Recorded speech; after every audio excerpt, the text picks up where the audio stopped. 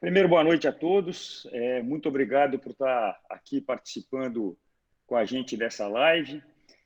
Tentar fazer de tudo para a gente poder passar todo o conteúdo ou a contribuição de tudo que a gente viveu nessa viagem do Alasca, que não foi uma viagem fácil.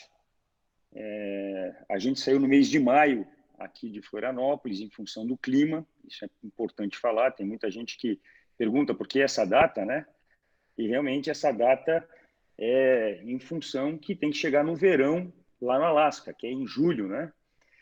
E mesmo saindo aqui no mês de maio, a gente tem alguns momentos que a gente tem que sair e que é um pouco complicado. Por exemplo, quando a gente passou o Passo Jama no deserto do Atacama, a gente pegou muito frio ali, um pouco de neve. Então, tem alguns momentos que a gente passou para lá e para cá na cordilheira que realmente trouxe um pouco de dificuldade. Com relação ao documentário, muita gente pergunta como é que foi. Na realidade, o documentário daqui até Atacama, eu tinha uma estrutura de um videomaker que foi comigo e a gente fez toda a abertura, encerramento do programa, a gente fez essas primeiras gravações. Dali por diante, do Atacama até o Alasca, eu fiz toda a produção sozinho. Para isso, foi um ano de preparação. Então, eu tive que fazer curso de fotografia, um pouco de videomaker, tive que cuidar principalmente da questão de som, o tripé, como é que eu ia fazer a iluminação. Então, eu tive que levar uma estrutura dentro da moto para poder ter esse resultado final de cinema, né? E fazer a produção de uma maneira. E para isso eu fui me preparando ao longo de 5 anos, porque eu gravava, eu fui, por exemplo, o Ushuaia. Aí eu gravava, quando eu voltava, eu botava na minha mesa de edição particular. Quando eu começava a fazer, eu via, puta, isso não ficou legal. Por exemplo, gravar e ficar 5 minutos gravando. Tu vai usar 15 segundos. É uma bobagem. Então, a gente começa a perceber que talvez 20, 30 segundos de take é o suficiente. Não precisa ser muita coisa. Só que o importante é tu entender o início, o meio e o fim da história. Então, tem que ter uma lógica, um cronograma para poder fazer. Eu acho que essa é a dificuldade que a gente fazer. Eu sempre digo, eu fui para o Alasca, mas acabei trabalhando, né? Acabei talvez não usufruindo de todas as partes, que eu estava sempre preocupado com essa forma de gravar, de poder trazer esse conteúdo para que todo mundo viajasse comigo. Então, esse foi o primeiro desafio. O que eu fiz? O que eu recomendo? Eu fiz um diário de bordo, que está lá no meu Facebook, e esse diário de bordo, depois, justamente para me lembrar durante todo o percurso, e eu levei um computador que todo dia eu baixava todas as mídias que eu gravava por dia. Por exemplo, Florianópolis, a Foz do Iguaçu, tudo que tinha de fotos, de mídia, tudo estava baixado lá, e com o meu relato diário. E assim foi até os 73 dias de viagem. E isso surgiu o meu livro, Caminhos do Alasca, né? Então, claro que depois, na vinda, a gente aperfeiçoou e tal, e criou a ideia disso aqui, de criar meio que uma história para quem queira viajar, fazer um desafio até o Alasca, pudesse ter conteúdo e saber das dificuldades. Muita gente pergunta, pô, Fernando, qual foi a maior dificuldade? Gente, a América do Sul é um show para rodar. Não tive problema com estrada. Fronteiras, de modo geral, foi tranquila. Para mim dizer para vocês, a fronteira um pouco mais dificultosa, para minha surpresa, foi quando eu saí do Equador para a Colômbia. Lá, só faltou eles revirarem a moto toda para ver se tinha alguma coisa. Até fiz uma piada que o cara quase ficou bravo comigo. Eu falei, pô, mas que eu saiba, quem produz alguma coisa é a Colômbia, né? Até brinquei com o cara. E o cara deu uma estampada no passaporte que eu achei que eu ia ficar preso. Eu falei,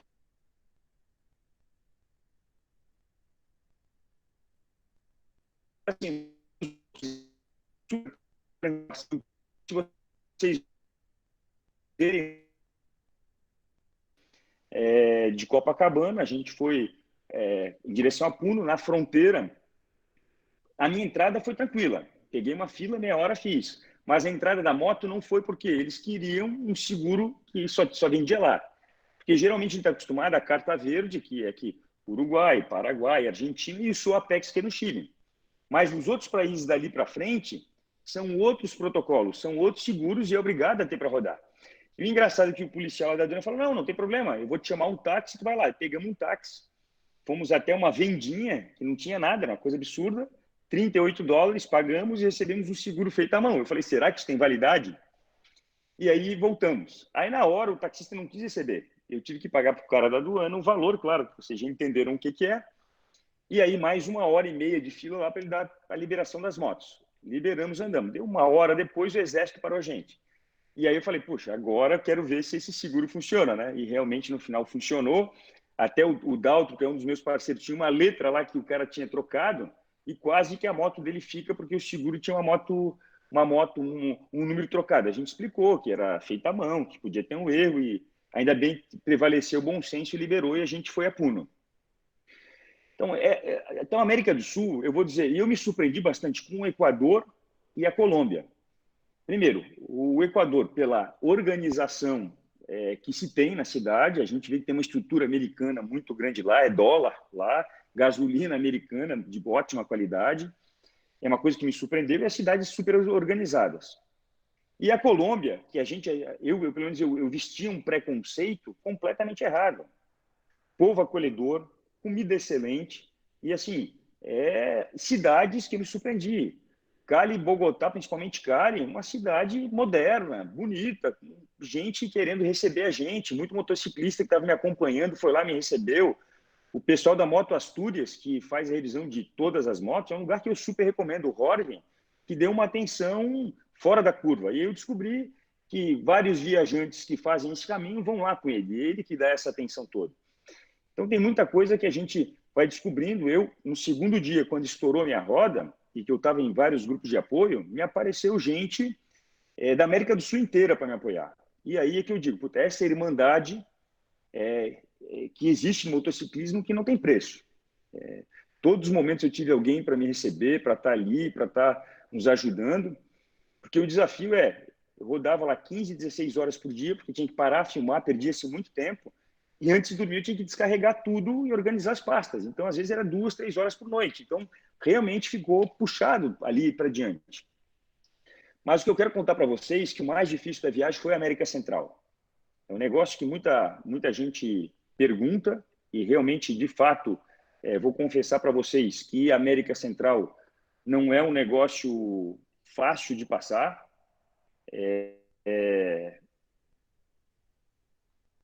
América Central, o que eu percebi na América Central? Primeiro, a gente teve que voar de Bogotá para o Panamá. Por que a gente optou? Eu fiz várias pesquisas.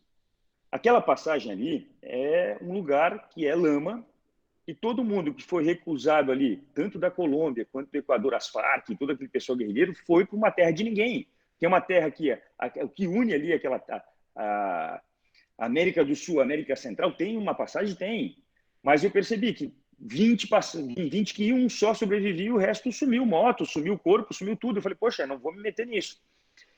E aí, pesquisando, eu percebi que se eu fosse, por exemplo, até Cartagena, às vezes tem que demorar uma semana para poder ter um barco para fechar um container para ir. E essa uma semana de hospedagem, hotel, etc., sairia mais caro do que eu botar a moto no avião e fazer. Então, Air Cargo Pack, eu paguei $1.000 e foi tranquilo.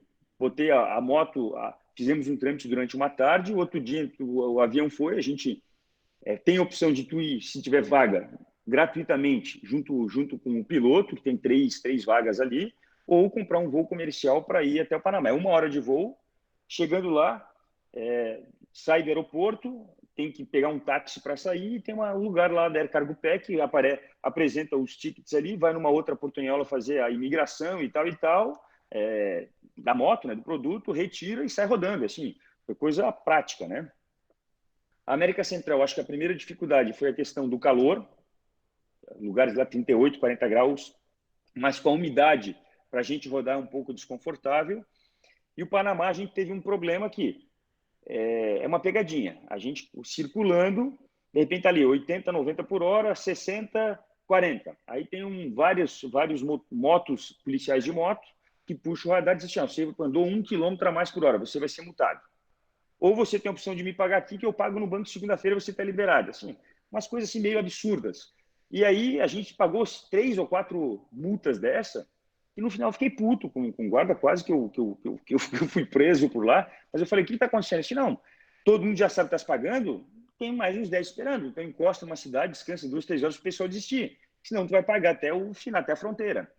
Então, assim, teve coisas assim que a gente, o Miguel, né, ficou puto da cara e chegou com toda a razão, bastante incomodado na divisa com a Costa Rica. E já Costa Rica foi um país completamente diferente. Na América Central foi o país mais acolhedor, não tivemos um problema com a polícia, apesar de pistas simples, lugares maravilhosos para rodar, integração com a natureza, eu também senti em casa. E daí para frente começou a dureza, né? Honduras foi o perrengue, vou contar brevemente para vocês, foi o perrengue principal, estradas esburacadas, crianças no meio da rua com 12 cano cerrado, querendo que a gente pare para poder pagar, que eles estavam tapando o buraco na estrada, quase atirando na gente. Parei no posto de gasolina, eu e o Dalton Miguel fomos ameaçados, tivemos que pagar uma grana para o cara, e o cara falou, tens meia hora de vida e se eu te pegar nós vamos te matar, vocês com essas roupas de moto, tal, tem muito dinheiro, nós vamos achar e vamos jogar numa vala e aqui não tem terra de ninguém. Então, assim, teve momentos que eu vivi, outros não viveram. Eu passei, talvez, na hora errada, no lugar errado. E ali o medo assolou um pouco a gente. Então, essa passagem ali de Honduras para frente foi um pouquinho complicado. A Guatemala, a gente entrou um pouco de medo, mas não teve nenhum tipo de problema. A fronteira foi mais tranquila. A gente só tomou um chá de passagem, precisava de um selo para botar na bolha da moto. Foi a única coisa que aconteceu. E quando entramos no México para frente, aí foi maravilhoso. O México, como o pessoal acha perigoso, cartel, não tivemos nenhum tipo de problema, zero problema no México. Estradas maravilhosas, apesar de muito pedágio, e ter que pagar $400 para poder entrar no México, é um seguro que eles cobram na entrada, e na saída eles devolvem. A verdade é essa. Só que lá na saída, o México foi maravilhoso, rodamos por várias cidades, pegamos o litoral, Acapulco, que era um sonho que eu tinha de menino, de ver lá onde aquele filme do Elvis, que a gente via o pessoal se jogando lá naquele estreito lá onde tem os mergulhadores, fui lá ver, achei fantástico. Então, todos esses sonhos de menino eu acabei vivendo e realizando e em busca desses sonhos e dos lugares. O que eu digo, eu sou um cara que gosto muito de planejar, foi 1 ano e meio de planejamento, eu tenho planilha de tudo, cada dia, cada parada, cada posto de gasolina que a gente ia fazer, qual era o custo de hotel, toda a organização, foi feito tudo pelo Booking, quando atrasava alguma coisa a gente jogava todos os hotéis para frente, a gente conseguiu administrar muito bem isso. Se eu não tivesse organização, provavelmente o custo teria sido maior. Então, o planejamento, eu fui muito fiel a tudo que eu fiz e eu recomendo muito isso. Muitos dizem, pô, o cara é coxinha, tá? Tem muito planejamento. Não, gente, numa viagem tão longa assim, como foram 28 mil quilômetros, não dá para bobear. Tem que realmente ter um planejamento adequado para poder chegar no resultado final que a gente chegou. Inclusive, muita gente pergunta sobre seguro. A gente fez um seguro pela Porto Seguro, tanto da moto, quanto de viagem, quanto seguro de vida. Esse seguro de viagem, a gente fez um contrato independente em cada país. É uma dica que eu vou deixar para vocês. Quando acontece um acidente, você não pode se transferir para outro país. Você tem que ser atendido e feita a cirurgia naquele país. É isso que diz a pólice.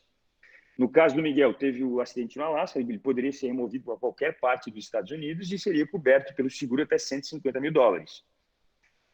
O seguro até ultrapassou, porque quando a gente chegou em Prudhoe Bay, eu vou chegar lá na frente, quando aconteceu o acidente com ele, tivemos que levar um avião UTI para poder socorrê-lo, ele foi até um canto, então só isso aí teve um custo de $70, $80 mil, mais a cirurgia, lá nos Estados Unidos tudo é muito caro. Então, para fazer uma viagem dessa rodando para um lugar assim como a gente foi em direção a Prudhoe Bay, na Dalton Highway, realmente precisa ter um preparo e um seguro, porque lá vai rodar 800, dos 800 quilômetros, vai rodar 600 e tantos off-road, que dá 16 horas rodando e na luz do dia. Então, você não vai dormir, você não vai descansar e só tem um posto de gasolina para abastecer e tem que levar o galão reserva. Então, se tudo isso não tiver no planejamento, vai ficar na mão e não tem ninguém para ajudar. Então, realmente, tem algumas coisas que tem, como também para abastecer lá nos Estados Unidos, o nosso cartão de crédito não serve. Tem que pegar lá, comprar no posto de gasolina um cartão que eles vendem que é pré-pago, atrás tem um número para você passar e botar na bomba. Então, tem alguns macetes que tem que passar para as pessoas. Eu tive uma uma empresa de turismo nos Estados Unidos, eu rodei durante 10 anos lá, então por isso que eu conhecia bem todo o trâmite lá. Fui guia na Rota 66, Rota do Blues, na Califórnia, a gente fiz de costa leste a oeste, então rodei bastante. Eu rodei mais de 150 mil quilômetros dentro dos Estados Unidos, então eu conheço vários parques, Yellowstone, entre outros parques, então a gente conseguiu ter uma experiência que acabou facilitando também nessa viagem, né? Da língua inglesa, de outras coisas que, por eu falar inglês, também facilitou de ter vários lugares e vários amigos que eu fiz lá nos Estados Unidos que me recebeu e deu apoio e teve uma estrutura que acabou nos ajudando também. Voltando a... Quando a gente saiu do México, a gente não achou a Gabine para recuperar os $400. Conclusão, perdemos os $400 cada um. É um fato que foi real. O único que eu soube que recuperou, assim, que me falou, foi o mesário, que falou, consegui, mas de modo geral, muito confuso. Eu parei numa Gabine, não é aqui, é lá, é no outro lado, e quando eu vi, já estava na fronteira americana. Na fronteira americana, apresentei o passaporte, carimbaram, verificaram a moto, 15 minutos, estou dentro dos Estados Unidos. Não teve dificuldade alguma. Dentro dos Estados Unidos, o primeiro desafio foi o deserto. A gente pegou 48 graus no deserto mexicano antes de entrar, foi fogo. E pegamos 46, 47 graus já no deserto americano, a caminho de Los Angeles. Então, também foi outro momento bastante cansativo da expedição. Para mim foi importante, eu vou falar para vocês, a gente começa a ficar, eu acho que o emocional é mais importante de tudo. Teve um momento que eu acho que precisava de um preparo emocional maior pelo cansaço, por tudo que foi acontecendo, né? Apesar de ter dois companheiros irmãos fantásticos ali, tá sempre apoiando, né? Mas realmente é cansativo, ainda mais com a responsabilidade de filmar. E a segunda parte foi o seguinte, depois ali, que a minha esposa foi a Los Angeles, e do Dalton Miguel também as esposas entraram na viagem e rodaram até Vancouver. Então a gente fez toda a costa da Califórnia curtindo. Ali foi um momento que realmente deu uma aliviada. Para mim foi importante, esse relato que eu queria deixar com vocês.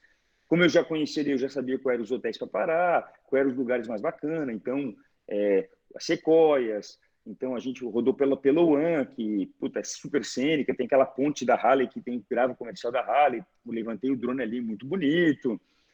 Monterrey, Carmel, São Francisco, Leandro Andrade me recebeu lá, que é um brasileiro que já mora há 15 anos lá. Foi fantástico, ele recebe quase todo mundo que vai para o Alasca, ele recebe na casa dele, é um cara super bacana. Depois, se vocês quiserem depois saber um pouquinho mais, dá de procurar o Leandro Andrade nas redes sociais aí, qualquer coisa também, tem meu contato, pode mandar e-mail aí, fernando@repecom.com.br, eu estou para responder o que vocês quiserem aí também, estou para o que puder contribuir para o motociclismo, a gente está para isso. E depois de Vancouver, as esposas foram embora, que era o que já estava planejado no orçamento, a viagem toda, individualmente, o transporte da moto para o Brasil de volta, que custou $4 mil. O transporte lá de Bogotá até, que custou $1.000. Então, só aí foi $5 mil. A viagem, o resto, foi mais $12 mil. Foi $17 mil o custo total da viagem. Claro que o dólar não está essa loucura que está hoje 5 para 1, né? Estava 2 e tanto, então muito mais real fazer do que hoje, né? Então, só para esclarecer também esses valores. Então, na época, foi gasto cada um em torno de 30 e tantos mil reais, para se ter uma ideia mais ou menos, né, com o dólar da época. Ficamos todos os dias em hotéis, não acampamos. Foi uma opção porque eu precisava baixar os eletrônicos, então eu precisava realmente uma estrutura. Tinha que baixar, às vezes, 5, 6, 7 cartões de memória. Eu tinha 3 GoPro e 2 câmeras filmando. Então, toda hora, às vezes, trocava o cartão de memória e isso ocupava muito espaço e tinha que deixar organizado. Levei 3 HDs de 4 teras cada um. Todos foram ocupados, deu 300 horas de vídeo para poder fazer 2 horas e meia de filme. Então, foi muita coisa feita, né? A edição não foi fácil. A primeira edição deu 20 horas de filme e depois tive que botar um profissional para poder, que eu não conseguia mais extrair. Aí ele montou com 2 horas e meia. E foi para o Travel Box, que é o canal que eu estou no ar, que estreia o mês que vem a segunda temporada, que vai ser a Carreteira Austral, que aí foi uma equipe de televisão comigo. Eu fui sozinho, combinado, eles não podiam me apoiar, se eu caísse, eles não podiam me apoiar, nada. Eles foram só estritamente para filmar. Em nenhum momento eu tive apoio externo. Então, a gente só tinha uma conversa à noite no hotel, quando ia jantar, etc. Mas durante o percurso, por contrato, eu não podia nem falar com eles. Então, a gente conseguiu fazer uma viagem sozinho, foi bem bacana, da carretera austral. As imagens, claro, estão mais profissionais, porque já foi uma estrutura mais profissional, e a história ficou muito bonita, assim, a temporada, vocês vão se surpreender no Travel Box Brasil a partir de julho. Para finalizar, falando depois que a gente entrou nos Estados Unidos, entramos no Canadá, tudo pavimentado, estradas maravilhosas, cidades pequenas, mas com uma estrutura muito bacana, povo extremamente acolhedor, a natureza pujante ali da Colômbia Britânica é fenomenal, aqueles rios, muito. Lá eu comecei a pegar muitos ursos na estrada, foi bem bacana cruzar com eles. Eu conheci o Salmon Glacier, que é onde o History, quem vê esses canais, que tem um urso que vai lá para a desova do salmão, que ele vem subir do rio e o urso pega, então foi lá, a gente esteve lá conhecendo, lugar realmente muito bacana. E ali a gente fui no Parque das Placas, que foi muito bacana, que conversei com várias pessoas deixando placas lá do mundo inteiro. Então, a viagem foi ganhando corpo quando a gente entrou na Alaska Highway, né, que já é no Canadá. E quando a gente cruzou a fronteira e fomos a Fairbanks, que é uma cidade super militar, tem uma base militar, basicamente quem mora lá são todos militares, que faz o cuidado dos Estados Unidos, né? E ali a gente se preparou 2 dias para poder. Então foi trocado o pneu, que eu me arrependi, trocar o pneu lá foi muito caro, no Alasca, tudo muito caro. Se eu tivesse feito em Seattle, que nem meus companheiros foi, seria 1/3 do valor, para vocês entenderem. Só para fazer a troca do pneu, eles cobraram $150 por roda. A sorte que um cara que tinha ido lá e voltou, o Marcão, me deu os pneus. Então eu tive que gastar $300 só para montar os pneus. E mesmo ganhando os pneus. Então, extremamente caro. Tinha que ser um pneu 70/30.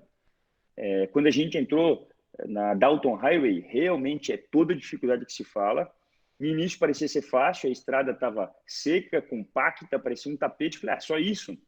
Só que durante foi desenvolvendo o negócio, teve momentos que nevava, teve momentos que chovia e aquela lama, aquela poeira leve se transformava numa lama extremamente lisa. Os caminhões lá não respeitam, eles andam a 150 por hora, um empurrando o outro e jogam pedras grandes, seixos rolados, tipo de rio grandes, em cima da gente, chega a bater na moto.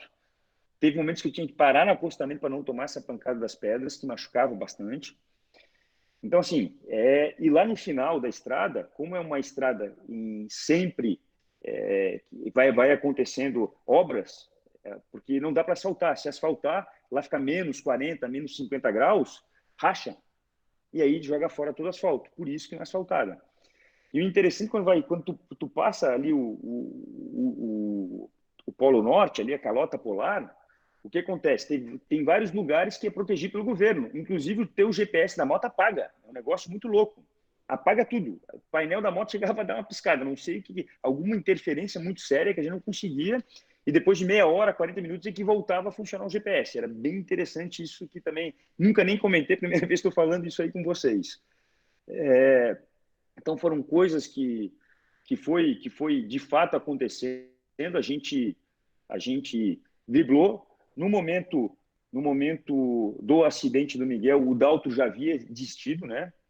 O Dalto falou: Fernando, realmente a tocada exige um pouco mais, eu não consigo, eu vou resolver ficar. Eu acho que foi acertado da parte dele.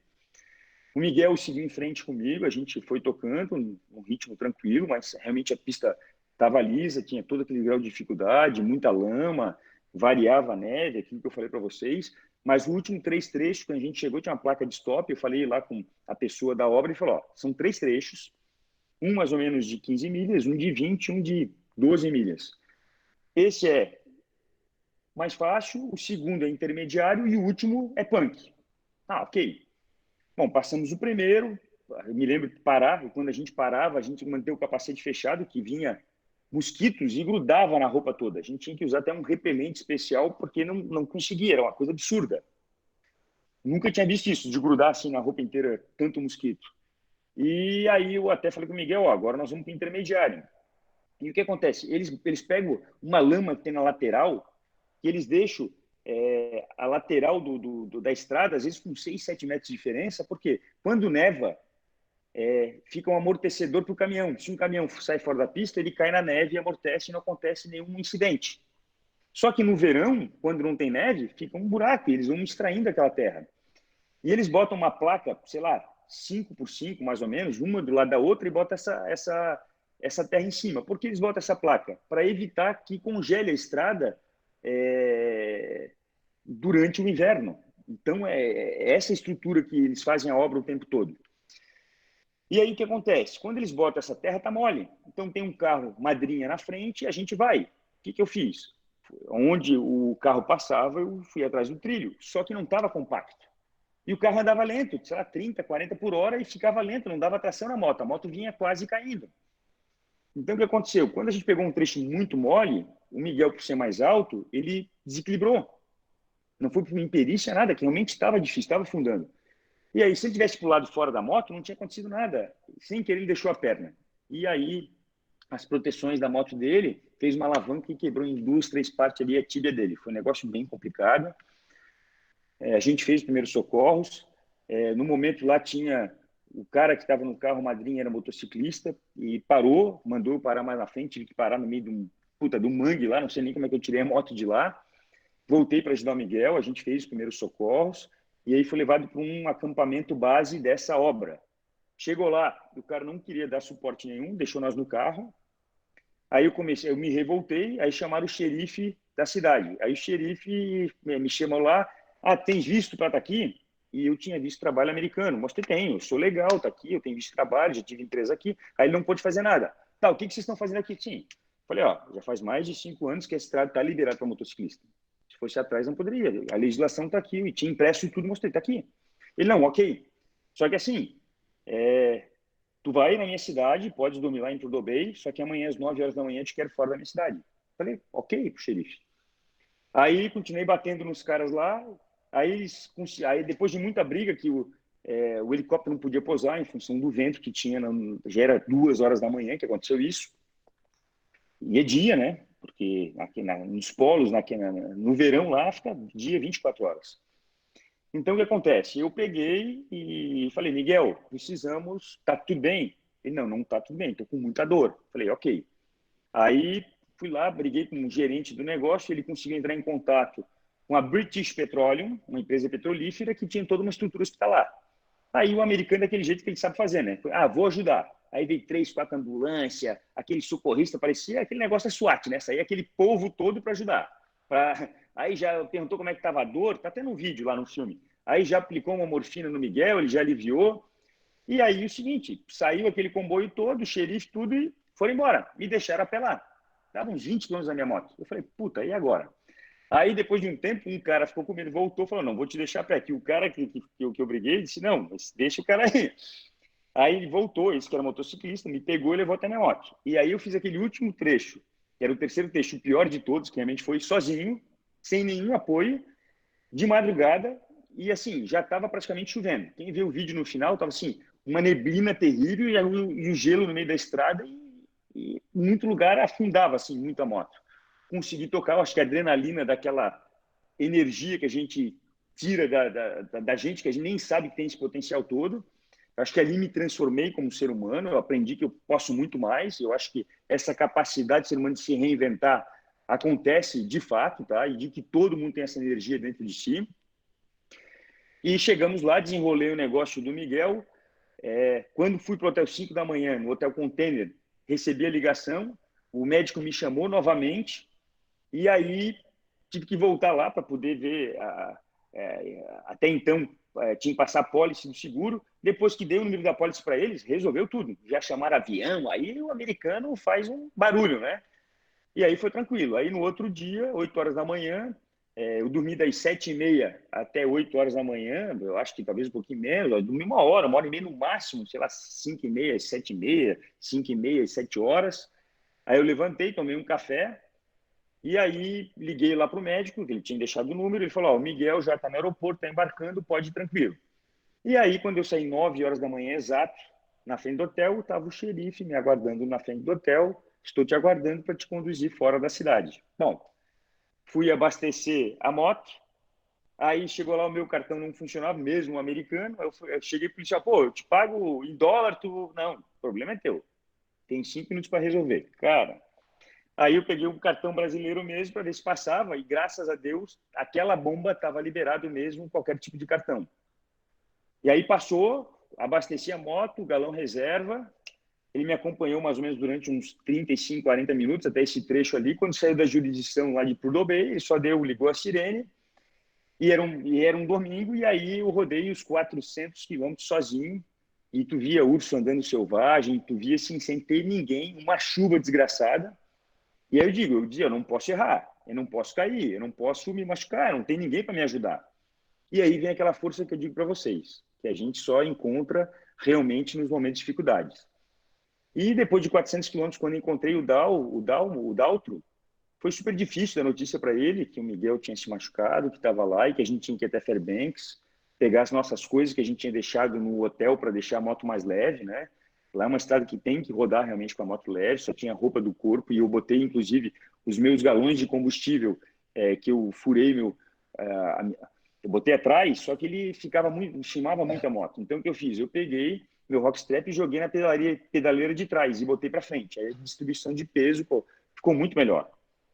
Então, assim, o que eu posso contar para vocês, sim, que esse trecho do Alasca, o Miguel já me convenceu que tem vontade de fazer de novo. Hoje, com a experiência que eu tive lá, eu faria algumas coisas completamente diferentes e com certeza a gente teria mais êxito, né? Mas é um negócio que vocês podem ver, que realmente é um negócio, uma estrada difícil, né? Aconteceu também em 2015 um dos filhos do Ricardo Atacama também caiu lá, então realmente tem que ter respeito por essa estrada, né? E o Miguel também. E quando a gente estava indo, também tinha um argentino que tinha caído e se machucado bem sério lá também, e o povo foi acudir eles lá. Então é uma estrada que realmente tem que se ter respeito. A minha história, eu queria compartilhar era isso com vocês. Não sei se vocês têm alguma pergunta para mim. Eu deixei meu link no YouTube ali, ali onde na seção de pergunta, aqui na caixinha de perguntas. Quem quiser acessar ali, está ali o link para poder no YouTube. Fernando, Sim. O Gustavo Henrique perguntou qual a moto que você fez essa viagem. Tá. Eu fui com uma Triumph XCA 1200, né? Eu tinha uma parceria comercial na época com a Triumph e botei à prova a moto. Eu tive um problema no segundo dia que eu caí num buraco, tinha 30, 40 centímetros assim, de fora a fora, estava à noite. Eu não gosto de rodar à noite, toquei à noite, quebrei a cara, então não recomendo a ninguém. E entortou muito a roda e isso trouxe um dano para a suspensão que eu tive que vir consertada. O ponto positivo que eu me surpreendi, tanto a BMW quanto a Triumph tem assistência técnica em basicamente todos os países, tá? Lá na Colômbia eu tive, América Central também tem, e nos Estados Unidos todo tem. Então, assim, é uma moto que dá para ti tranquilamente. É uma moto tricilíndrica, no asfalto ela tem um rendimento muito melhor, tu vê que esse motor realmente empurra, né? Ela tem uma deficiência um pouco no off-road na dianteira, ela empurra um pouco à frente, esse é um ponto negativo. E quando eu fui fazer a carreteira austral, que foi essa ano passado, eu vendi a Preciosa, que é carinhosamente como eu chamava essa Triumph que eu tinha, né? E agora eu tô com uma Yamaha, tô com uma Super Teneré, e realmente no off-road ela tem um equilíbrio diferenciado, eu senti bastante. Fernando, de BMW, eu não tive, primeiro, não consegui fazer nenhum tipo de acordo com a BMW, né? E também é uma moto que quem tem condição de ter e pagar por isso, que tenha, né? Mas na realidade o investimento se torna muito maior, é muito confiável, o motor box coloca realmente o peso para baixo, né? Então, tecnicamente é isso que eu tenho para falar. A Super Tenere, eu sei que tecnologicamente ela está um pouco atrasada, mas sim, uma moto confiável, que não tem problema. Sei que muita gente fala do arranque de manhã cedo que é frio, que às vezes não pega no frio. Eu sempre levo uma bateriazinha extra, né, com um cabo ali quando eu vejo que está muito frio, eu boto ali já para ajudar e não tive nenhum tipo de problema. Então, hoje, a moto que eu estou rodando é uma Yamaha Super Teneré. Fernando, seguinte, nós temos aqui o Pedro, lá de Brasília, acredito que seja ele que está aqui com a Águia de Cristo Brasília, tem uma pergunta para fazer. O Vamos Leandro lá, claro. também já fez uma pergunta aqui no chat. Tá. Então, pessoal, vamos combinar o seguinte. Vamos responder essas duas perguntas e aí a gente já vai passar para o nosso próximo convidado, porque a gente tem agora outro extremo para a gente trocar uma ideia, né? A gente viu a história do Fernando aí, que é incrível, essa viagem para Alasca. O Beda, né, o nosso outro convidado, vai estar falando um pouco sobre as viagens dele aqui na América do Sul, né? E diferente do Fernando, o Fernando estava lá com uma 1.200, o Beda está rodando com uma mobilete, galera. E é algo extremamente incrível, né? Então hoje a gente também vai ouvir mais um pouquinho sobre essas experiências aí, né? Beda é um grande parceiro nosso. Aí, cara, tem uma pousada que agrega aí motociclistas, vai estar contando um pouco dessa experiência, né? Mas então, Fernando, para fechar, responde então essa questão aqui. Você tem outra viagem para fazer, né? Qual rota aí que você tem? E o Pedro também, se ele puder ligar o microfone aí e falar. Bom, vou falar para vocês. Opa, vamos lá. Opa, Fernando, tudo bem? Tudo bem, tudo tranquilo. Muito obrigado por ter aceitado o nosso convite. Nós nos falamos pelo WhatsApp. Sim, foi um prazer. Tá, eu espero estar te convidando em outros eventos do Motocast. Realmente, sua contribuição ela foi espetacular. Realmente, nós ficamos até sensibilizados pela qualidade, pela excelência dos convidados, né, dos quais já passaram pelo programa, né? Diga-se de passagem, nós o consideramos uma grande lenda do motociclismo. Opa, né? muito obrigado. Esses feitos em relação ao motociclismo, eles não temos palavras, isso não tem preço, né? Você desenvolver um trabalho e alcançar, enfim, patamares como o Alasca, você percorrer todo o continente americano, isso é absolutamente fantástico. Bom, vamos lá. Eu queria te perguntar, temos um outro motociclista que em algum momento aí dessas edições do Motocast, provavelmente nós vamos trazer ele. O nome dele é Thiago Musica. Sim, Provavelmente você já deve inclusive. ter. Sim, Né? sim. Pois é, olha só. Então, qual é a questão? Thiago Musica, ele saiu de São Paulo, eu acho que foi Curitiba ou São Paulo, e também fez a mesma rota para o Alasca. E assim, no caso dele, ele não tinha recursos, né? Ele foi numa CG 125, 150 e saiu do Brasil e chegou até o Alasca. Então eu fico imaginando, por exemplo, toda a sua descrição, todo o seu os detalhes dos quais você nos relatou, onde você teve uma estrutura tanto financeira como também logística, né? Você já tinha experiência em rodar na América, né? Já teve negócios lá, então isso houve um grau de dificuldade menor. Eu fico imaginando, por exemplo, alguém como o Thiago Musica, né, que se propõe a sair do Brasil, e isso tem inúmeras pessoas fazendo esse tipo de jornada. O grau de dificuldade que essas pessoas devem enfrentar, né? Porque até então, quando se ouve falar, poxa, alguém saiu do Brasil e foi para a América, alguém saiu e foi para o Canadá ou foi para o Alasca, né? Então, o grau de dificuldade de uma viagem dessa, sem maiores planejamentos, com a moto, não subestimando a questão de tecnologia, de forma alguma, mas é natural, é óbvio, se você tem uma tecnologia de excelência, você vai com muito mais segurança para uma investida dessa.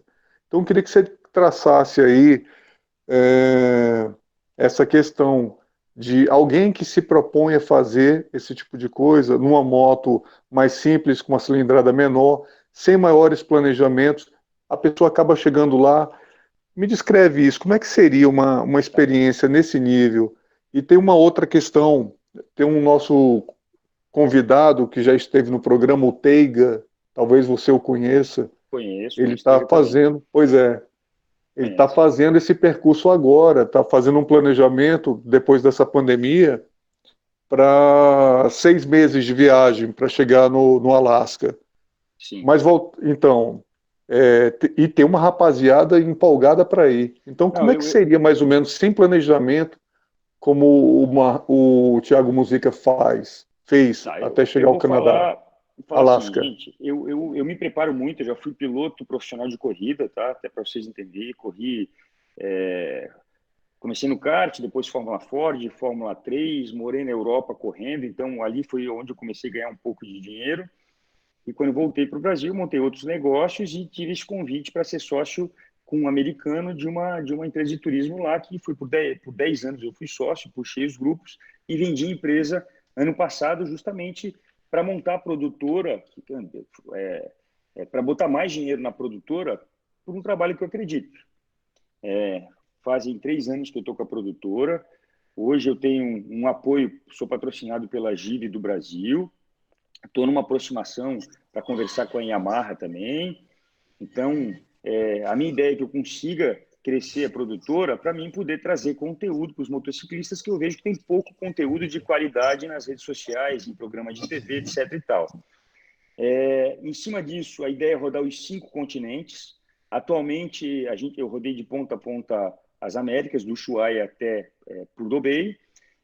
Já rodei na Europa bastante, quando morei um tempo lá.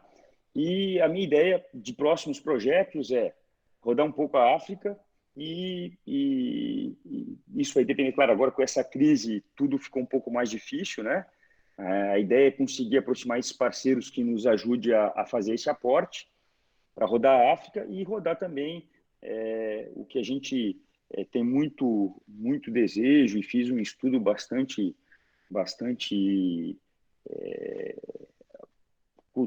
vamos dizer, com todos os cuidados, olhando. Eu gosto muito de ler livros, literatura do local, tentar entender o que é a Austrália. O continente australiano dá uma volta ao redor de toda a Austrália. O que eu penso? Conheço muitos amigos que saem com o celular no bolso e botam do ponto A ao ponto B e rodam e não tem problema nenhum. Dá para fazer? Dá. Só que eu acho que quando você faz uma longa viagem acima de 20 mil quilômetros, tem que ter um pouco de cuidado com isso. Quanto à cilindrada da moto, não me incomoda. Eu tenho vários amigos que já me convidaram e eu fiquei com muita vontade de fazer, só que não me encaixou de ir de bis de Florianópolis a Ushuaia.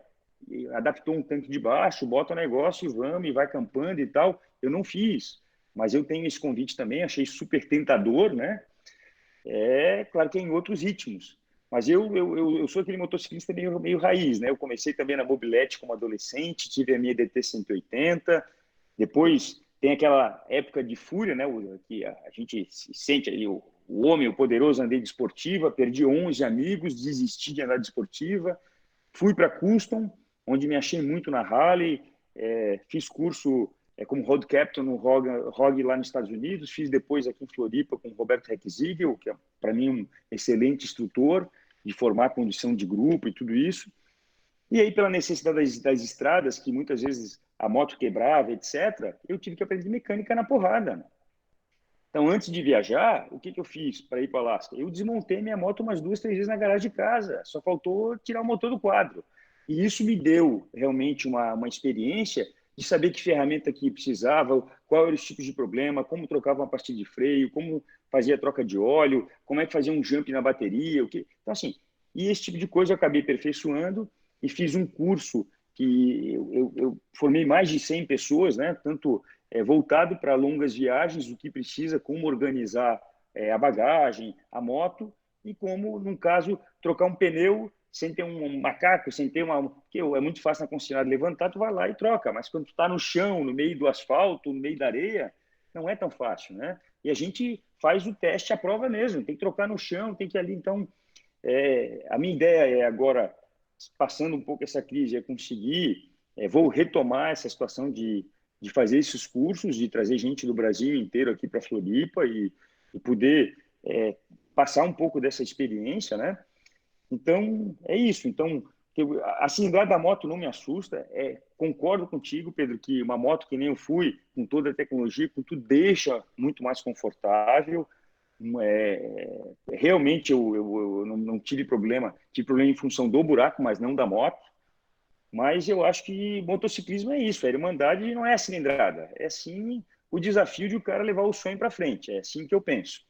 E com relação aos projetos que eu te falei, então, o nosso projeto que a gente tem é essa da África e o próximo de a gente fazer também essa viagem da Austrália. Para frente, eu também já tenho um convite de 2 parceiros, que ainda não posso falar o nome, que eles querem fazer aquela rota que cruza a Rússia, a Mongólia e vai até a China. Ali o preparo é um pouquinho maior, porque realmente precisa acampar, passa por lugares extremamente off-road, a Estrada dos Ossos, etc. Então, ali, às vezes, neva. Então, assim, ali precisa um pouquinho mais. E a língua também é uma dificuldade, né? O russo ou o mandarim não são línguas comuns para nós e pouca gente fala. Então, esse tipo de coisa eu estou vendo como é que eu poderia me preparar para enfrentar esse tipo de estrada e como é que eu faria com a língua, etc. e tal. Então, é a mesma que eu digo, são os corajosos que realmente, Mujica, eu tenho uma extrema admiração por ele, porque se sai daqui com a 125, sem falar inglês nada e entra nos Estados Unidos, realmente tem que ter coragem. E eu aplaudo, eu acho que todos nós motociclistas somos homens de coragem. A gente não quer ficar em casa atrás do sofá, a gente quer enfrentar esse mundo, a gente quer ir para frente. E para mim é um orgulho total ter essa irmandade e ter todo mundo junto, sabe? Então, é isso, gente. Não é cilindrada, é realizar os seus sonhos. É isso que eu digo, vamos realizar seus sonhos. Fernando, muito legal. Pessoal, então, a gente viu a história aí do Fernando, né? Se vocês querem estar acompanhando, né, talvez até mesmo visualmente, coisas que ele falou aqui, tem um link que a gente vai estar compartilhando lá no grupo do Motocast do WhatsApp, também aqui, que é o documentário, né, que ele gravou. Ele contando essas histórias assim, a gente fica sempre imaginando, né? Então, agora a gente tem a oportunidade de ver, velho, né? Da gente ver lá no documentário, muito interessante mesmo. Foram os ensinamentos muito legais. Agora, pessoal, a gente vai ter que passar para o nosso outro convidado, né? O Beda Monteiro, que tem uma experiência incrível também para compartilhar com a gente. Porém, aqui na nossa live no Instagram, nós vamos ter que finalizar por conta do tempo. Então, se você que está aí assistindo no Instagram, pode colar no nosso link na bio para poder acessar aqui o Motocast na videoconferência. Então, Fernando, vou estar encerrando lá. Muito obrigado. Fica com a gente. Né? No final aí, se alguém quiser comentar alguma coisa, fica à vontade também. Pessoal, se ficou alguma dúvida, né, por gentileza, nós vamos estar passando agora para o Beda, e também acredito que o Beda também tem muito conteúdo aí para estar falando, né, e pode estar tirando essas dúvidas também. Então, Fernando, brigadão. Fica aí, muito obrigado daqui a pouco por a gente acompanhado a gente aí, ter disposto uma sexta-feira aí para a gente trocar essa ideia. Quero dar um abraço no Beda aí, que a gente conheceu ainda há pouco tempo, mas com certeza vou na tua pousada aí, vou te visitar. Tamo junto, Beda. Vou acompanhar a tua história agora, vou estar esperando aí. Valeu, gente, muito obrigado, hein? É isso aí. Beda, por favor, se apresente, ligue seu microfone aí e é com você. E aí, galera? Beleza? Sou Beda Monteiro, de Sorocaba, São Paulo. Sou do Mob Clube Tonguinhas. Para quem não conhece, são aqueles doidos que andam de mobilete, que tem um programa no History Channel chamado Mobilas. É uma galera tudo doida, de 2 tempos. E eu tô no motociclismo aí desde 1999, mas eu tive muito tempo perdido no motociclismo, né? Eu achava que eu entendia errado o que era o motociclismo, né? Então, eu fui conhecer mesmo de 2015 para frente, né? Eu fui saber que existia o mototurismo, né? Eu achava que o motociclismo era eu sair da minha casa, eu ir para o bar, do bar eu ir para minha casa, era só isso que eu conhecia.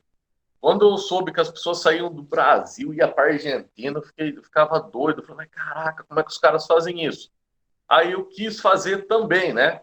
Essa viagem que eu fiz em 2016 e planejei ir para o encontro no Uruguai. Aí um amigo me perguntou se eu fazia parte de algum grupo de apoio a motociclistas, né? Eu nem sabia o que era um grupo de apoio a motociclistas. Ele falou, não, são grupos de pessoas que auxiliam, que te recebem e tal. Eu falei, pô, mas que negócio bacana, né? As pessoas recebem as pessoas assim. e me colocou num grupo de motociclismo. E conforme eu estava fazendo a minha viagem, as pessoas me convidavam para vir aqui, vem aí na minha casa, vem comer um churrasco e tal. E eu achei aquilo lá incrível, incrível. Daí eu já tinha ido para a Argentina, mas eu tinha ido de avião. Aí, como a moto foi bacana, conheci ali a parte do Paraguai, que eu já conhecia, da Argentina, descer por dentro da Argentina, pelo Uruguai, vim por toda essa serra catarinense do Rio Grande do Sul, que é uma maravilha. E quando eu cheguei em casa, eu vim com aquela vontade de, pô, eu também quero ajudar as pessoas. Aí eu montei a nossa pousada gratuita viajantes, que é a Toca dos Irmãos. Aqui a gente tem 2 quartos, tem 2 camas, tem colchão, temos 2 cozinhas, né, para a galera. Tem uma cozinha convencional com geladeira, fogão, já tem um pouco de comida lá para a galera quando chegar e já fazer os primeiros rangos, né? Tem banheiro próprio para eles, tem uma cozinha fora com fogão de lenha para eles também.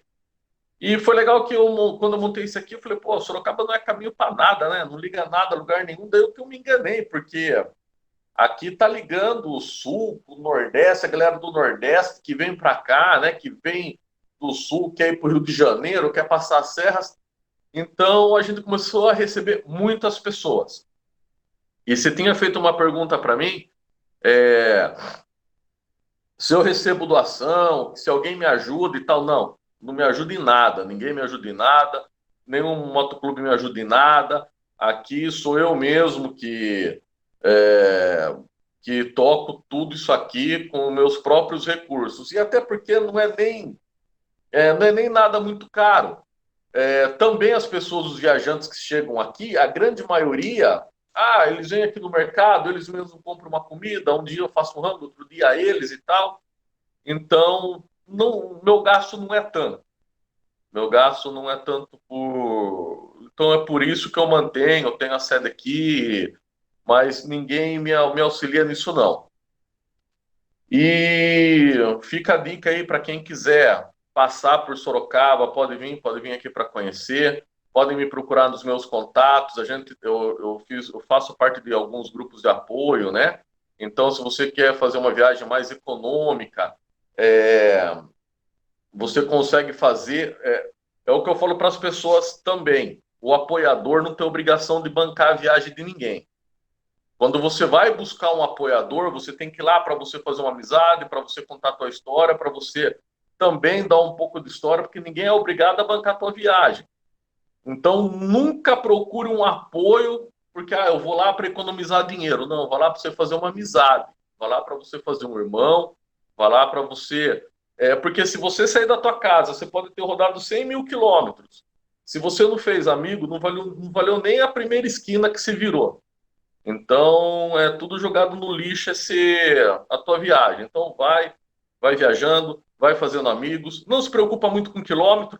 Os quilômetros ficam tudo no odômetro da moto. Quando você vende a moto, esses quilômetros vai tudo junto. Só que as amizades que você fez aí no rolê, essas vão permanecer para sempre.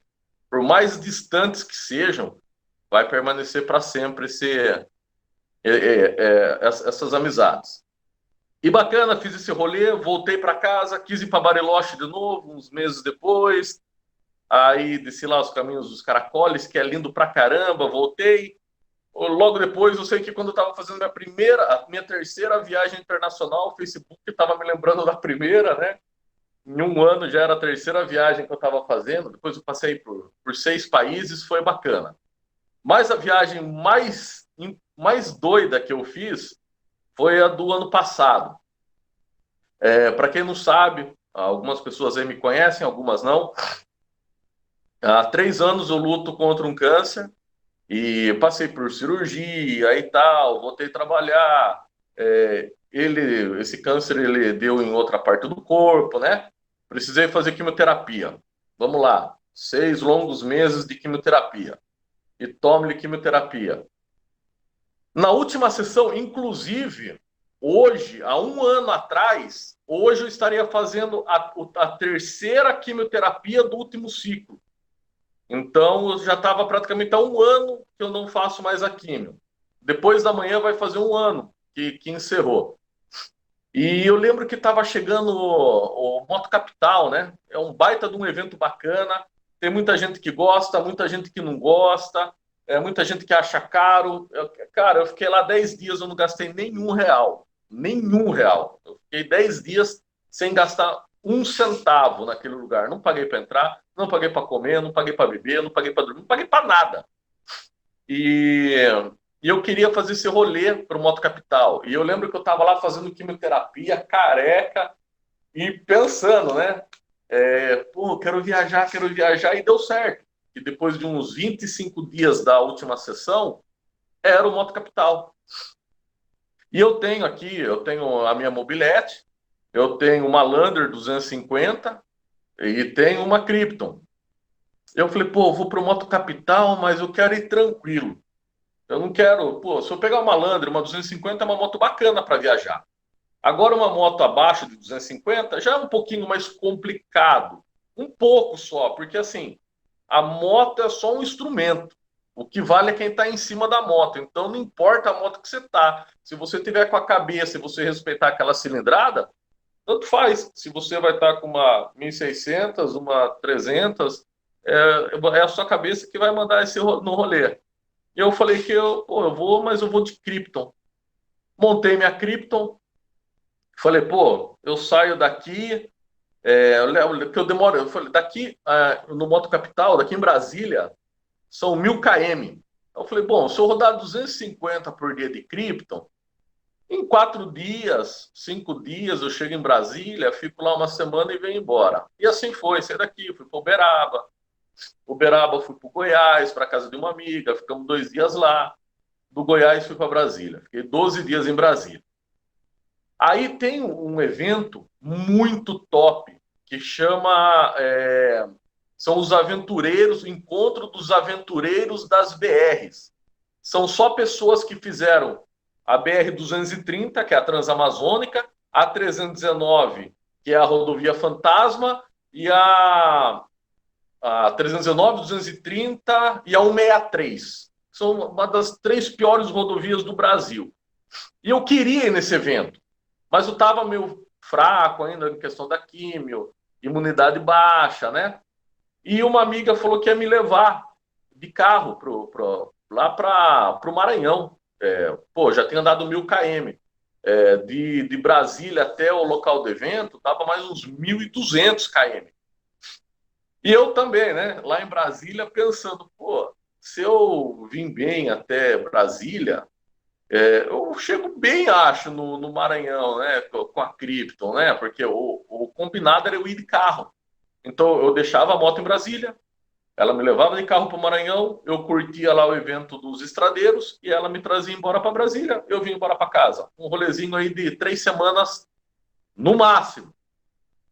Aí eu falei, você quer saber? Eu não vou de carro para o Maranhão, não. Eu vou subir de Krypton, vou devagarzinho. E peguei a Kryptinha e toquei o pau, foi embora. Até chegar em Carolina, no Maranhão. Cheguei lá, foi uma alegria, cara. Foi uma alegria, porque eu tava 2.000 e poucos km de casa. Aí se viu os caras lá com aquelas motoconas que tinha acabado de chegar de viagem e tal. E eu com a minha motoquinha parada lá.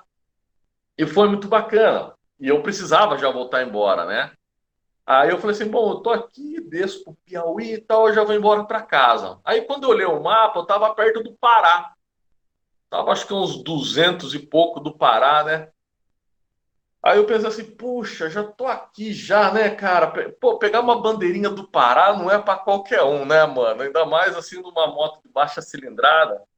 Falei, eu acho que eu vou tocar até o Pará para pegar uma bandeirinha do Pará. Eu gosto, né? Tem gente que não gosta, mas eu ponho aqui dos estados, né, que eu fiz, aqui dos países que eu fiz de moto.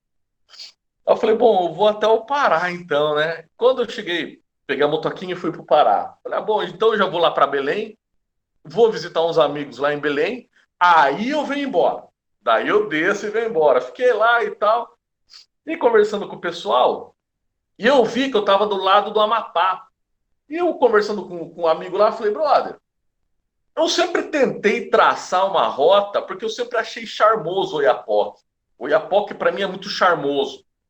Hoje não é mais o extremo norte do Brasil, né? Hoje é o Iramutã, o extremo norte do Brasil, mas o Oiapoque sempre vai ser aquele charme, né, cara? Nunca vai ser o Iramutã na minha cabeça, né?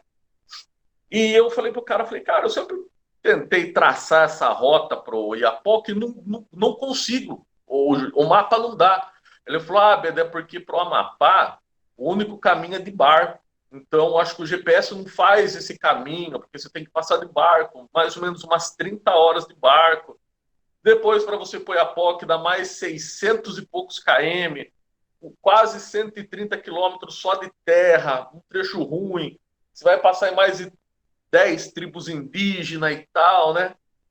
E tanto que nem eu fui, né? Eu moro aqui em Belém, eu não fui. Daí eu falei, cara, eu vou pôr a POC, mano. Eu vou para lá. Eu falei, eu não vou perder essa oportunidade. Já tinha rede, né? Eu viajo com rede. Eu viajo acampando e tal, né? E nesse trecho acampei muito em poço de gasolina, no meio do mato, embaixo de caminhão. Aí peguei 30 horas de barco. Cara, aí eu comecei a conhecer o Brasil. A gente às vezes tem aquela ilusão de lá fora, é lindo, realmente é lindo. Né? Eu não fui aonde o Fernando conheceu, mas a gente sabe, né, que é bonito e tal. Mas aonde eu fui, que eu já tinha visto as cordilheiras, tal, é tudo muito lindo. Mas o nosso Brasil é doideira demais. E você pegar aqueles barcos e você ver aquelas crianças, os ribeirinhos, que eu via muito isso no Fantástico, que as pessoas pegavam roupa, papel higiênico, doce, eles colocam em sacolinha de supermercado e jogam na água. E os ribeirinhos vão lá com o caiaquinho para pegar. Eu via muito isso aí no Fantástico, algumas matérias. E eu ver isso pessoalmente foi uma doideira. E a gente vê o quanto a gente rico e não sabe. Porque aqueles ribeirinhos não sabem o que é uma civilização, não sabem o que é uma TV, não sabem o que é um celular. A vida deles é ali, é comer peixe e açaí. Talvez alguma caça. E beleza. E cheguei lá no Amapá 30 horas depois. Uma experiência fantástica. Um amigo foi lá, me encontrou e tal. Eu falei, brother, vou lá para o Oiapoque. Descarreguei toda a minha moto na casa dele e fui descarregado até o Oiapoque. Quando eu chego no Oiapoque, eu vi que eu estava do lado da Guiana Francesa. Aí eu falei, cara, eu não vou deixar de dar um rolê na Guiana Francesa. Fui lá, visitei 3 cidades da Guiana. Fui atravessei a ponte por terra, né? E é massa que a Guiana Francesa é França. Eu tirei a foto na placa da França. Falei, pô, rodei na França de moto, né? É como se fosse um país desconectado, né? Como o Alasca, né? Uma parte desconectada dos Estados Unidos, né? Cortado pelo Canadá. E eu tava na França. Falei, caraca, tô rodando na França de moto, né, mano? Que doideira. Voltei, conheci mais outras 3 cidades de barco, cidades de fronteiras, porque eu não quis entrar lá, porque você tem que pagar um seguro, você tem que fazer documentação. E eu não fui preparado para nada, cara. Eu fui preparado para ir pro Moto Capital e voltar embora para casa. Fui lá na Guiana, curti, fiquei um dia inteiro lá na Guiana. No outro dia voltei de novo e tal. Fui para Oiapoque. A prefeita do Oiapoque me recebeu. Foi uma doideira. Voltei embora. Falei, bom, agora tem que ir para casa, né? Falei, agora eu volto para Belém, o lugar mais perto. E taco o pau direto, volto para Sorocaba. Aí um amigo meu de Alter do Chão, de Santarém, me ligou, falou, Beda, você não quer passar aqui em casa, mano? Vem aqui e tal, não sei o quê. Eu falei, pô, brother, eu não vou, tenho que ir embora para casa e tal, nem sei como é que faz para ir aí. Não, você pega aí a 230 e tal, não sei o quê. Tá bom. Fui lá para Santarém, fui na casa do cara. Aí deu 2 dias e pouco de barco. Acho que uns 2 dias de barco, mais ou menos, para Santarém. Fiquei lá em Santarém mais ou menos uma semana. É um dos lugares mais lindos do Brasil, cara. Santarém é lindo, ele é considerado o Caribe brasileiro. É no Pará, é fantástico. De Santarém, fui para Manaus. Aí falei, bom, agora cheguei em Manaus, beleza, maravilha, vou curtir aqui, e daqui eu vou embora. Eu realmente já estava decidido que eu ia embora, ia pegar o barco, porque eu estava de Krypton, cara. Ou eu viria de barco, ou teria que fazer a 319, a rodovia Fantasma, que são 900 km de rodovia. Desses 900, deve ser uns 600 só de terra, e é muito ruim. Aí eu ali em Manaus, e um amigo me ligou: e aí, Beda, pô, que massa, você tá em Manaus, né? Falei: não, estou em Manaus. E aí, você vai subir lá para Boa Vista? Eu falei: tá louco, cara, eu estou mais de 800 quilômetros lá de cima, é muito longe. Não, você tem que ir porque você já está aí, porque um dia você vai mesmo e você vai ter que andar tudo isso de novo e tal. E entrou na minha mente, eu falei: não, cara, preciso ir embora, eu tenho que fazer exames. E os meus exames estavam sendo todo remarcados, porque eu precisava fazer tomografia, exame de sangue, né? Aí eu tava lá em Manaus, falei: cara, eu vou para Boa Vista. E daí em diante eu já me entreguei ao rolê. Aí assim, eu não fazia mais a viagem, eu era a viagem já, né, cara? Eu não fazia mais o rolê, eu já era o rolê, né? E fui para Boa Vista, e foi muito massa passar pela segunda vez a linha do Equador. Eu tá para cima da metade do mundo. É uma sensação muito doida, né? Você tá, fala: cara, eu passei aquela linha do mundo, cara. Tô mais ao norte do que ao sul. Falei: que piração nessa motoquinha pequena, numa Krypton, né? E de lá, já estava perto, daí eu já sabia que eu ia para Venezuela. Fui para Venezuela, vi aquela pobreza, toda aquela desgraça. A gente vê um irmão. Os venezuelanos são nossos irmãos, são humanos. Você vê um ser humano tratado do jeito que eles são tratados, eles andando na rua parecendo um apocalipse zumbi, tudo rasgado, com criança no colo. Cara, parecia que eu estava num filme de zumbis, cara. Era doideira, assim. E fui para a Guiana também. A Guiana também foi uma experiência muito massa, porque lá você anda na contramão, né? Você anda na mão inglesa, e é muito doido. Você tá aqui pilotando do lado esquerdo e os carros passando aqui, e eu zoava os carros: tá na contramão. E, cara, foi muito bacana esse rolê. Terminei meu rolê da Guiana, fiquei também 2 dias na Guiana, 2 dias na Venezuela, vim embora para Manaus de novo. Sempre acampando, dormindo em rede, e cheguei em Manaus.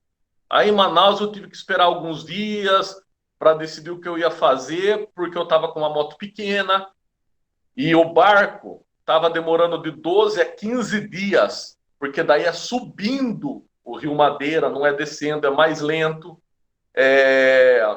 muito caro. Os barcos, eu acho que eu ia ter que pagar, eu acho que só da moto, uns 600, 700 reais. Fora que eu ia ter que pagar alimentação, que eles não dão mais alimentação no barco. Você tem que pagar o almoço, tem que pagar a janta. E eu estava ali decidindo o que eu ia fazer. Quando eu decidi fazer a 319 mesmo, falei: cara, eu já rodei tudo isso aqui, mano. Eu vou fazer a 319 com a Krypton e beleza. Peguei um barquinho que você tem que atravessar de Manaus para Caeiro Castanho e taquei o pau, 3 dias, fiz a 319, cheguei em Porto Velho, fiquei lá na casa de amigos e vim embora, cara. Vim embora, daí sim, taquei o pau e vim embora para Sorocaba. Foram 70 dias de viagem, fazendo essa parte do norte, dos países lá em cima. Cheguei em Sorocaba, paguei minhas contas aqui, um terreno que eu estava devendo, mais não sei o que da moto e tal. 12 dias depois que eu cheguei em Sorocaba, fui para a Argentina. Já emendei, nem desmontei a Krypton. Já desci para a Argentina, fui lá para um evento de moto lá em Cóndor. De Cóndor passei para a Argentina, desci por dentro da Argentina até o Uruguai, fiz um trecho do Uruguai que eu não conhecia ainda. Aí foram mais 30 dias de viagem. Então foram 100 dias de rolê. Esse último rolê meu foram 100 dias, foram 22.500 km. Eu acho que só de barco foram mais ou menos uns 5.000 km, porque eu tive que andar do Pará para o Macapá, do Macapá para Manaus. É muito longe, que você cruza a parte mais gorda, vamos dizer assim, né, do Brasil, né? Você cruza a parte mais gorda, então eu calculo mais ou menos 5.000 quilômetros só de barco. E voltei cheio de... voltei um outro cara, porque foram 100 dias numa moto pequena, foram 100 dias com 3 par de meia, 100 dias com 3 cuecas, 100 dias com 5 camisetas, uma blusa, foram 100 dias com a minha mini cozinha, 100 dias sem televisão, 100 dias sem geladeira, 100 dias sem micro-ondas. Quando eu cheguei na minha casa e eu olhei cama, TV, micro-ondas, air fry. Cara, air fry foi a primeira coisa que eu dei pro meu irmão. Falei, velho, vem buscar esse negócio que leva embora. E eu via micro-ondas, eu falei, cara, pra que tudo isso? Aí eu pratiquei uma das coisas mais difíceis do ser humano, que é o desapego. Hoje eu não quero mais nada. Eu vou estar vendendo todas as minhas coisas daqui a uns meses para o meu projeto do ano que vem. Já vou vender televisão, geladeira, que na verdade já estou até vendendo. Eu, por mim, já durmo só na minha rede, que eu dormi 100 dias numa barraca na rede, e eu fico com o meu fogãozinho aqui e pronto. Mas a experiência mais maravilhosa que eu trouxe de tudo isso foi o desapego das coisas materiais. A gente vê que a gente tem tanta coisa e a gente não precisa de nada disso. Porque eu não viajei nem com o que eu necessitava, porque eu necessitava de muita coisa. Eu necessitava muitas vezes de um banheiro, eu necessitava muitas vezes de uma lancheira. E eu viajei somente com o que eu precisava para viajar. E é isso que eu trouxe de mais prazeroso desse rolê. E é isso. Vida, que história, hein? Quem dera ir para o capital e parar lá na Guiana. Já que eu estou aqui, né? E ali perto. Agora, esse amigo seu aí de Boa Vista, eu entendi a ideia dele, viu? E ele foi esperto, né? Já que você já está lá, né? Lá é mais perto de Boa Vista do que Sorocaba de Boa Vista, né? Então, já que você está lá, não custa nada aí. Esse conselho foi um amigo meu de São Paulo.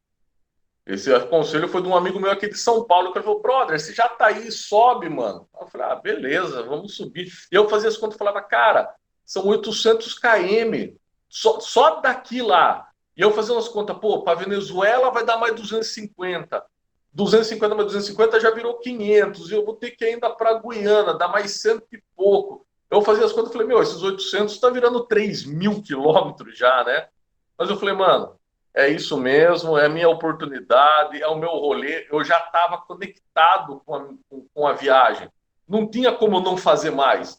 Se eu voltasse embora, eu ia voltar triste se eu não tivesse feito isso. Sim.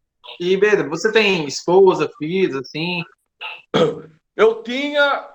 quando eu saí daqui, eu era casado, mas eu saí já com a ideia da gente se separar. Esse rolê foi totalmente... eu pratiquei aquele desapego também de pessoas, mas não é assim um desapego de pessoas, eu não gosto de pessoas. Eu deixar de realizar meus sonhos por causa de alguém, ou porque eu tenho que deixar de fazer minha vontade para fazer a vontade de outro, sendo que não é uma coisa ruim, né? Então, eu também voltei com isso, falei, ninguém tem que deixar de fazer alguma coisa porque eu não gosto. Então, quando eu voltei, a gente conversou e a gente achou melhor a gente se separar, porque ela sabia que eu ia para o Alasca o ano que vem, que eu vou para o Alasca. Ela não gosta de viajar, ela não gosta de estar na moto, ela sabe que eu não, cara, praticamente eu não ia voltar mais, assim. Não é uma viagem de 2 semanas. É uma viagem que eu planejo ficar 1 ano e pouco na estrada. Então, ali a engrenagem já não acertou mais. Ela tem vontade de ter filho, de ter casa, essas coisas, e eu já voltei desapegado. Então, eu acabei, vamos dizer, perdendo o casamento, né, por causa desse rolê. Portanto, vai ter que ser um rolê bem legal, mano. Vou ter que fazer um baita de um rolezão e não tenho filho, nada, não tenho cachorro, não tenho... Eu tenho um cacto, mas eu só deixo lá fora, aí que a natureza cuida. Beda. Interessante demais. Fernando, você teve que separar para ir para Alasca ou você foi e voltou também? Brincadeira, viu? Cara, Beda, muito interessante mesmo. Eu queria abrir para o pessoal aí, o pessoal está comentando, estou vendo eles aqui escreverem. Alguém quer falar alguma coisa, perguntar algo, né? O João falou assim, que ainda bem que está em outro quarto, a mulher está distante, não está ouvindo a conversa. Beda, fica à vontade, tudo bem? Viu, pessoal, quem quiser comentar. E aí? Bacana, é um prazer conhecê-lo. Não consegui contactar você pelo WhatsApp, o Daniel fez isso, né? Mas estou muito feliz, né? É um grande prazer, é uma grande honra, na verdade, para a gente tê-lo aqui no Motocast. Você tem uma contribuição para o motociclismo fantástica. Inclusive, meu irmão, eu me divertia muito lá com aquele programa lá do History, lá os Mobilas. Mobila. Né? Aquilo é espetacular, aquilo é sensacional, né? É uma pena, eu acho que tinha alguns programas de motociclismo que passava no Discovery Turbo, do History também, né? Hoje, inclusive, eu estava tentando entrar em contato com o Elcio Belotto, lá do Azemorocycle, o programa que passava lá no Discovery também, se eu não estiver enganado, ou era no History. Mas, enfim, tinha uma programação muito bacana, né, nesses canais sobre motociclismo, e estou sentindo falta disso. Então, o Brasília Capital Moto Week vai acontecer, né? A gente, por conta dessa situação, né, desse caos todo que a gente está vivendo, tiveram que mudar a data da programação do Capital Moto Week, mas vai acontecer em outubro. Então, por favor, eu deixo o convite, quando vier para Brasília, procure os Águias de Cristo Brasília, tá? Eu tive Você é com nosso vocês convidado. lá. Oi? Eu estive com o Êxodos. A gente estava na mesma rua. Joia. Legal, legal. São nossos amigos. Sim. Pois é, está mais do que convidado. Fernando também, mais do que convidado, tá? Está conosco. Aliás, todos vocês que estão aí no programa, né?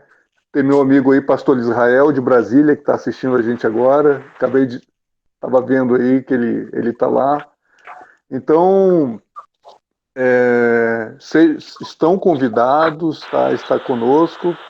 E vai ser uma festa maravilhosa. Vai acontecer sim.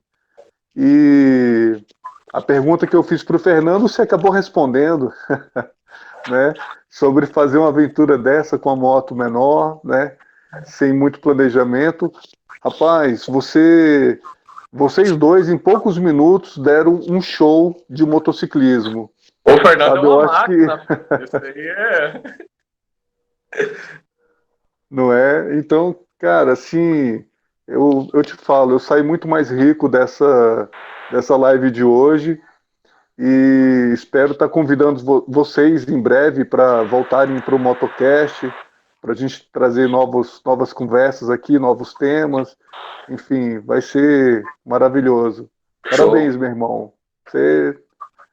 Você me enche de orgulho, meu irmão. Bacana. Massa. O negócio é andar de moto. Subir na motoca, vamos embora. É isso aí. E Beda, se em Brasil eu te encontrar lá, me chama para esse rolê também, viu? Pessoal, seguinte, a gente está com duas perguntas aqui. Acredito que essas duas perguntas têm tudo a ver, né? O Leandro ele perguntou assim, Beda, com qual moto você vai para o Alasca nesse planejamento aí?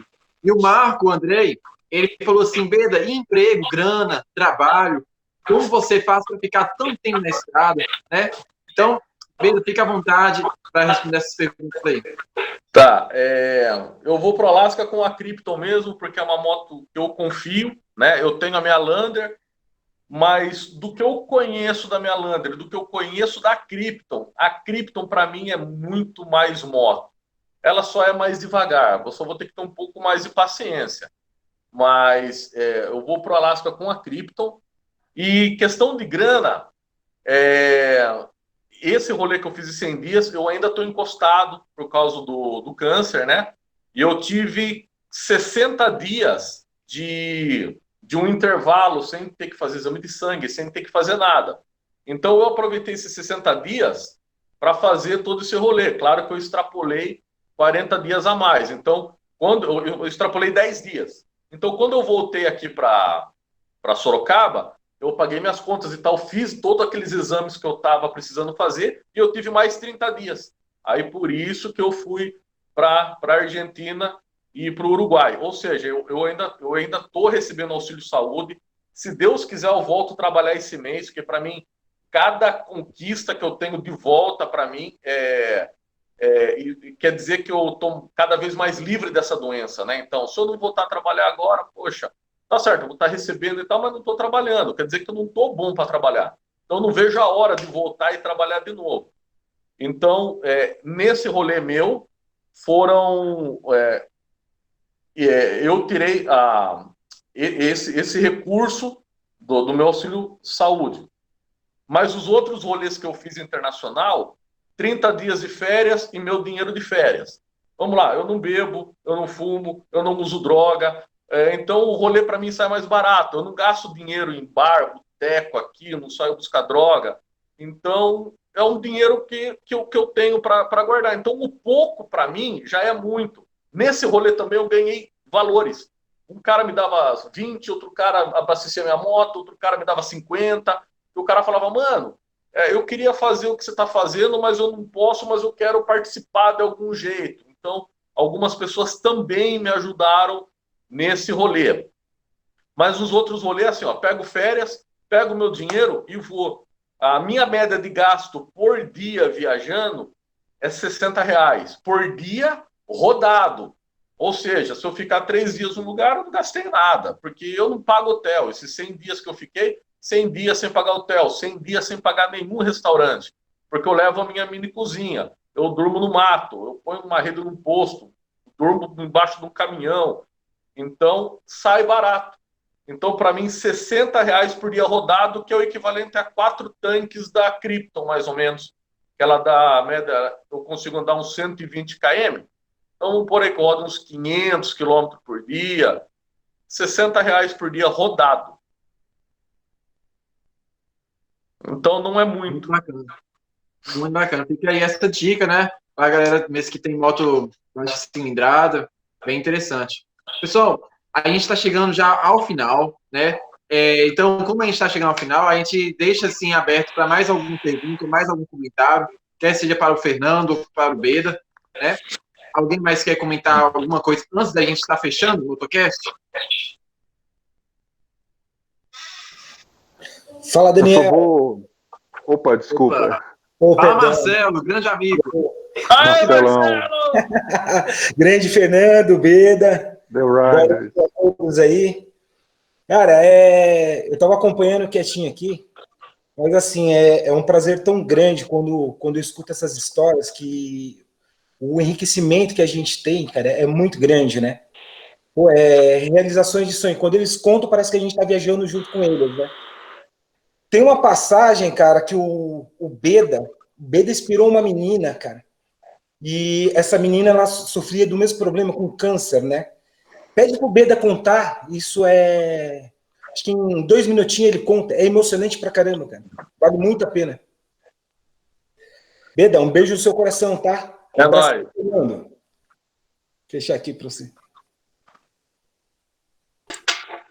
Beda, Oi. Rapidinho, antes de você contar essa história, vamos fazer o seguinte, essa história, vamos usar ela para fechar. Alguém quer comentar algo antes do Beda contar essa história para a gente fechar o Motocast?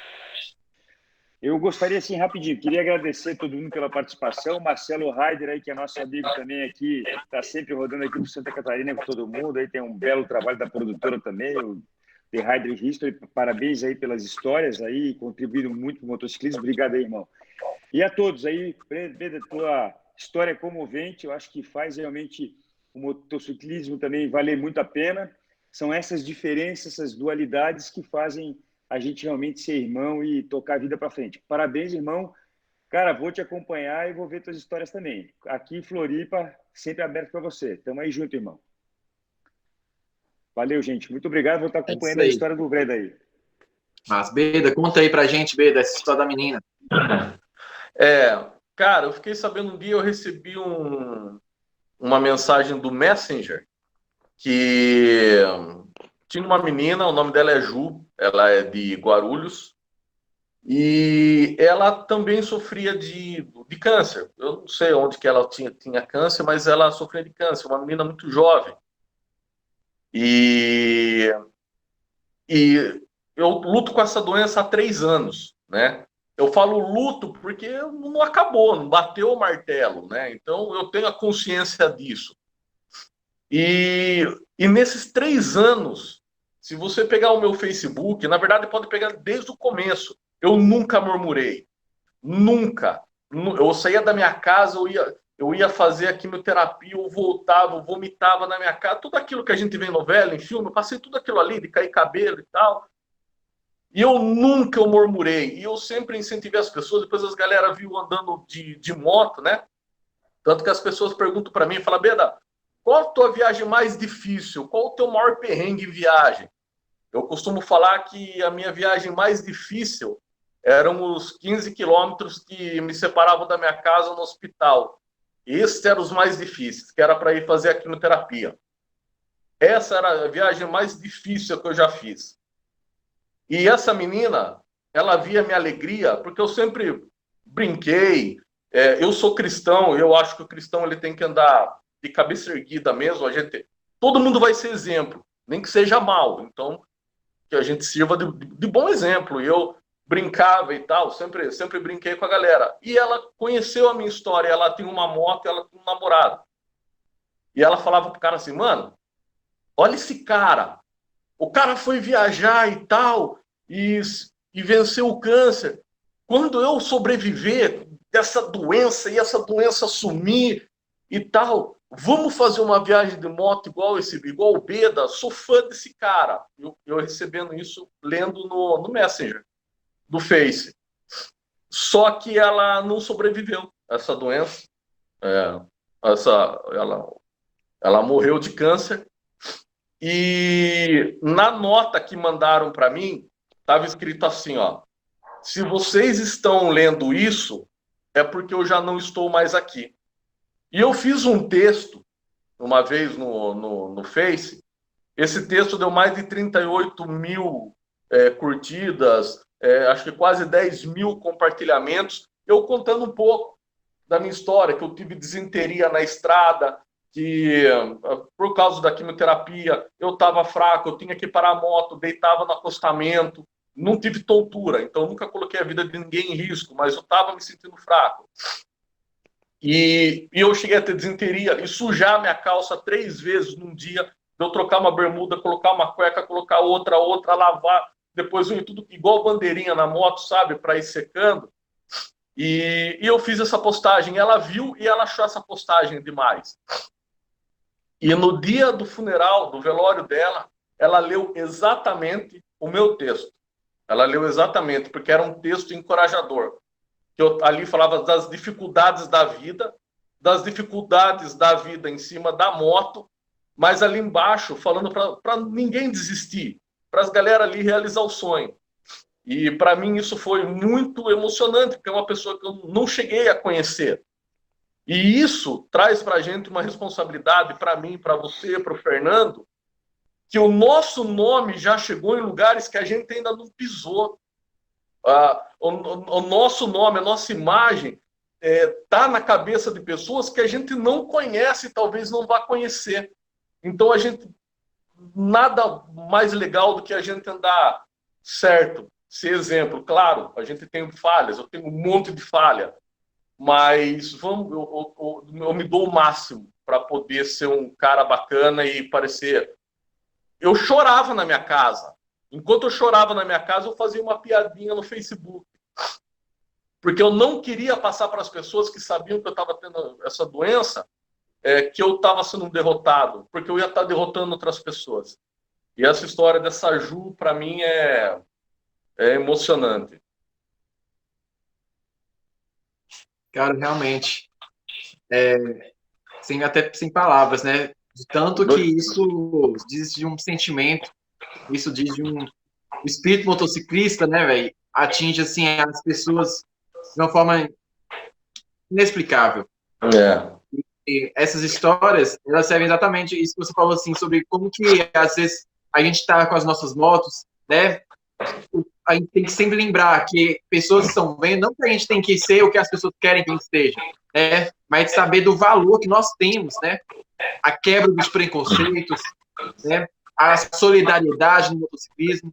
Existe algo aí que o capitalismo, que as ideologias não conseguem controlar. Algo que diz respeito à vida do ser humano, que só a comunicação com o ser humano que se explica mesmo, né? Não dá assim para comprar, não dá para medir, né? Dá apenas para sentir. Exatamente. Pessoal, agradeço muito pela participação sua nesse podcast. Podcast sensacional. O Fernando, história inspiradora demais. Eu falei para ele que eu comecei a assistir o documentário, né? Eu vi lá, eu vou terminar de assistir. Beda, muito massa saber dessa história. E Beda, eu fiquei só curioso com uma coisa. O câncer que você falou que você tem, ele é qual? Ele começou no testículo, aí eu fiz uma cirurgia, tirei fora o testículo e ele migrou depois no peritônio. O peritônio é aquela pele que envolve os órgãos. Então, como eu não podia fazer uma cirurgia para remover, porque ele estava junto com a aorta, né?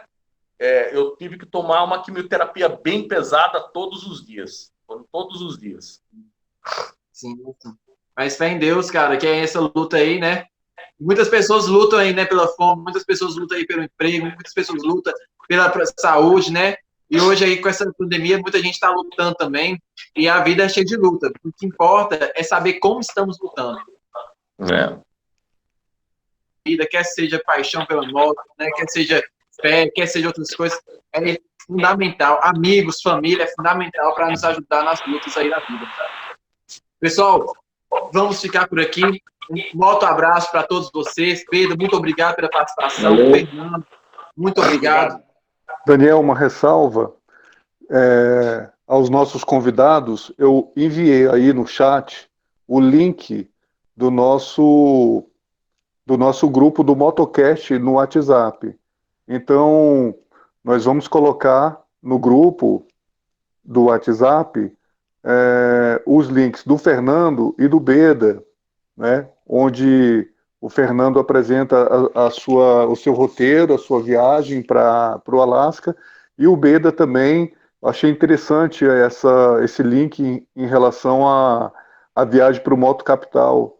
Então vamos colocar esse conteúdo lá já e, enfim, acessem o Motocast caso não estejam, e até para que vocês estejam acompanhando as próximas edições do nosso programa, tá joia? Um grande abraço a todos, bom final de semana e a gente se vê nas estradas. Muito obrigado, irmãos. Pelas estradas aí, vamos te encontrar, de certeza. Forte abraço, boa noite. Boa noite. Boa noite, Fernando. Boa noite, Pedro. Boa noite, pessoal.